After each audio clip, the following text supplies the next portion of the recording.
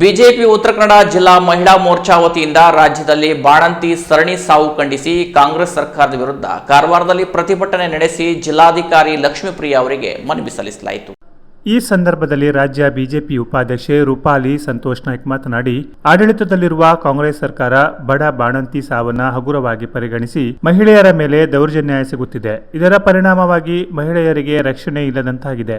ರಾಜ್ಯದಲ್ಲಿ ಬಾಣಂತಿಯರ ಸಾವಿಗೆ ಮುಖ್ಯಮಂತ್ರಿ ಹಾಗೂ ಮಂತ್ರಿಗಳು ನೇರ ಹೊಣೆಗಾರರಾಗಿದ್ದು, ತಕ್ಷಣ ಅವರು ರಾಜೀನಾಮೆ ನೀಡಬೇಕು ಎಂದರು.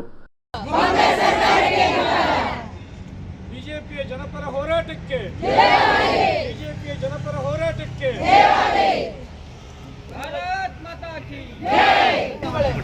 ಇವತ್ತು ತಾವೆಲ್ಲರೂ ಇಲ್ಲಿ ಬಂದಿದ್ದೀವಿ. ಮಾನವೀಯತೆಯ ಲೆಕ್ಕದಲ್ಲಿ ನಾವು ಕೆಲಸ ಮಾಡಬೇಕಾಗಿದೆ. ಮಾನವೀಯತೆಯ ಲೆಕ್ಕದಲ್ಲಿ, ಯಾಕಂದರೆ ಬಹಳಷ್ಟು ವಿಚಾರ ರಾಜಕೀಯಕ್ಕೆ ಹೊಂದಾಣಿಕೆಯಾಗಿಯೇ ಇರ್ತದೆ.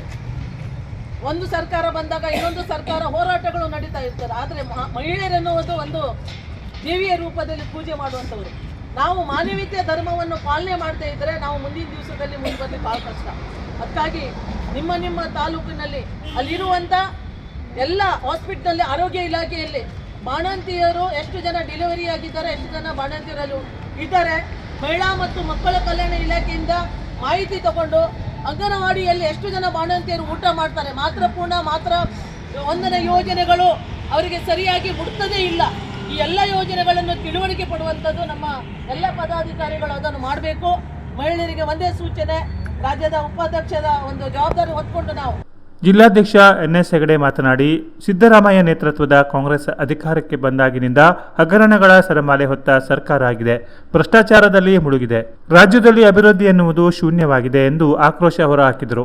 ಜಿಲ್ಲಾ ಮಹಿಳಾ ಮೋರ್ಚಾ ಅಧ್ಯಕ್ಷೆ ಶಿವಾನಿ ಶಾಂತಾರಾಮ್, ಜಿಲ್ಲಾ ಪ್ರಧಾನ ಕಾರ್ಯದರ್ಶಿ ಪ್ರಶಾಂತ್ ನಾಯಕ್, ಹಿಂದುಳಿದ ಮೋರ್ಚಾದ ರಾಜೇಂದ್ರ ನಾಯ್ಕ್, ನಗರ ಅಧ್ಯಕ್ಷ ನಾಗೇಶ್ ಕುರ್ಡೇಕರ್, ಗ್ರಾಮೀಣ ಅಧ್ಯಕ್ಷರಾದ ಸುಭಾಷ್ ಗುನ್ಗಿ, ನಗರಸಭೆ ಅಧ್ಯಕ್ಷ ರವಿರಾಜ್ ಅಂಕೋಲೇಕರ್ ಪ್ರತಿಭಟನೆಯಲ್ಲಿ ಇದ್ದರು.